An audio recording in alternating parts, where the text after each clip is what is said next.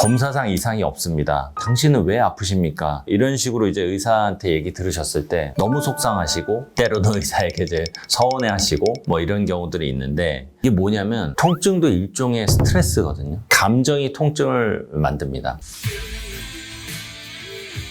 디스크 협착증 개 섞어라 빵빵!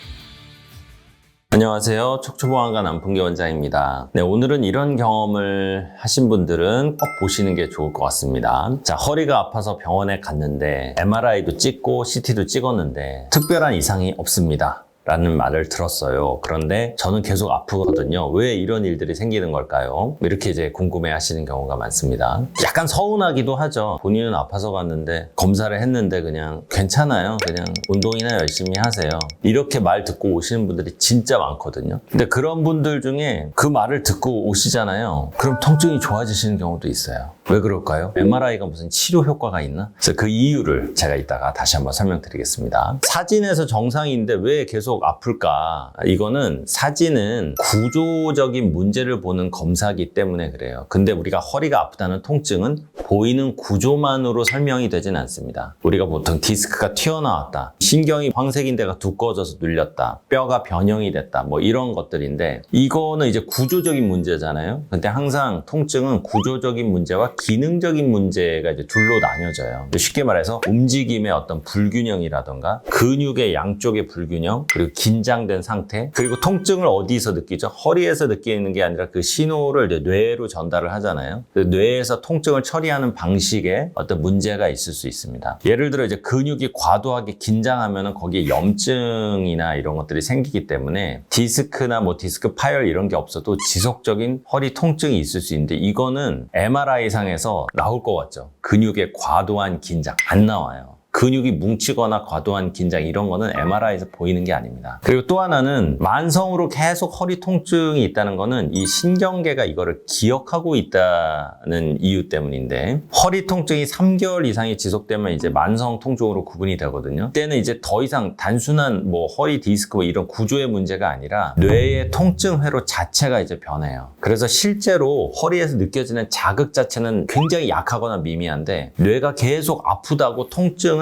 느끼고 이거를 오작동하는 겁니다. 이걸 이제 중추 민감화, Central Sensitization이라고 하는데 이 뇌가 굉장히 그런 작은 자극에도 과도하게 통증으로 인식을 하는 거죠. 그래서 실제로 검사상에서 문제가 없는데 통증은 실제보다 계속 만성으로 크게 느껴지는 경우입니다. 이렇기 때문에 통증이 있는 기간이 너무 오래되는 것을 방치하면 안 된다. 무조건 참고 버티면 좋아지시니까 참으시는 경우가 있거든요. 근데 그렇게 되다가 뇌의 통증을 느끼는 과민도가 너무 올라가게 되면 실제로 허리에 디스크나 문제가 해결됐다 하더라도 뇌는 계속 통증으로 계속 인식을 하게 되는 거죠. 그래서 어디가 아픈데 이거를 3개월 이상 방치하는 것은 좋지가 않습니다. 이게 반복이 되면은 계속 만성으로 느껴지고 만성으로 통증을 계속 느끼다 보면은 그 스트레스가 다시 우리 몸으로 영향을 주기 때문에 혈액순환이나 여러 가지 면역이나 이런 것들이 떨어질 수 있어요. 그래서 통증이 오래가는 것을 놔두면 안 된다. 이 부분 꼭 알고 계시면 되겠고요. 세 번째로는 근막 통증 증후군이라고 있어요. MRI나 엑스레이에서 잘 잡히지 않는 거를 이제 근막 통증 증후군이라고 이렇게 포함해서 포괄적으로 얘기합니다. 이 증후군이라는 말 자체는 제대로 된 진단명이라고 보긴 힘들고 근막과 관련된 통증이 유발되는 증상을 뭉뚱그려서 얘기하는 건데 이게 허리 주변의 근육과 근막에서 작은 통증 유발점이 이제 생기는데 이 트리거 포인트라는 통증 유발점에서 이제 찌릿찌릿하거나 깊은 통증이 이제 유발이 됩니다. 이런 게 생기면은 디스크나 협착증이 없어도 보통 오랫동안 이제 앉아 있다거나 스트레스, 잘못된 자세 때문에 이런 근막 통증 증후군이 생기는데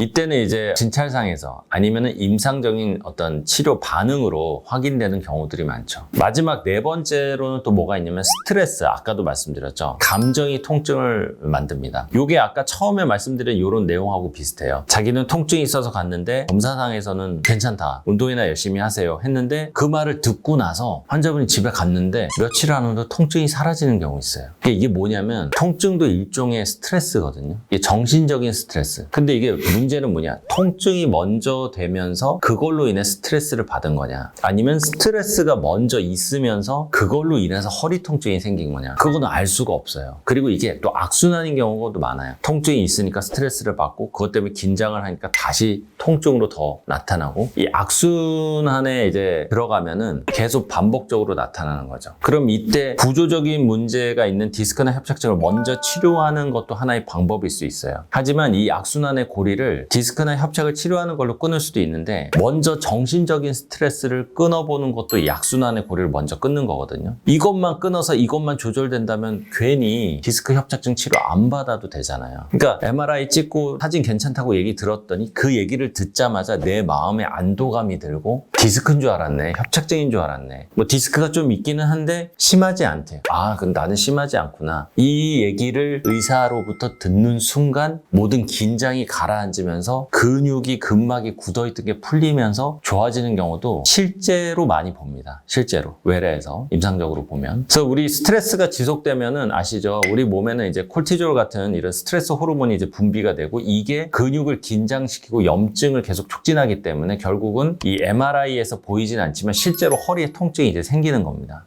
그래서 우울감이나 불안증, 수면장애 이런 게 있으신 분들이 허리 통증이 같이 유발되는 경우가 많고, 이게 이제 악순환의 고리로 이제 들어갈 수 있다는 거죠. 네, 그래서 좀 정리를 해서 말씀드리면은, 사진상에서 구조적인 문제가 없다 하더라도 기능적인 불균형이나 아니면 근막의 문제, 신경 자체, 뇌에서 느끼는 통증을 느끼는 신경의 과민화, 그리고 이제 정신적인 스트레스, 이것만으로도 허리 통증이 이제 주범이 될 수가 있습니다. 그래서 검사상 이상이 없습니다. 뭐 문제가 없는데 당신은 왜 아프십니까? 이런 식으로 이제 의사한테 얘기 들으셨을 때 너무 속상하시고, 때로는 의사에게 이제 서운해하시고 뭐 이런 경우들이 있는데, 저는 그래서 이제 문제가 없다고 말씀드리진 않아요. 항상 이제 기능적인 문제다라는 부분을 좀 설명을 꼭 드려야 되고, 아까 전에 그 악순환의 고리를 한번 끊는 거로서 기능적인 회복을 하는 거로의 치료는 수술이 아니겠죠. 그러면 기능적인 회복을 하는 치료의 시발점이 되는 것들이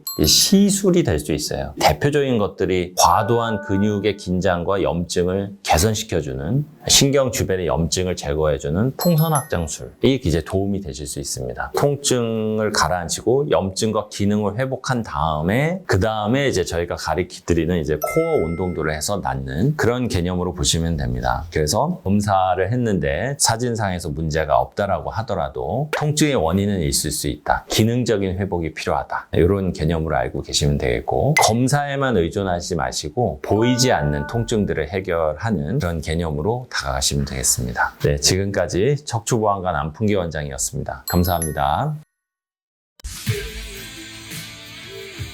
디스크 협착증 개 섞어라 빵빵!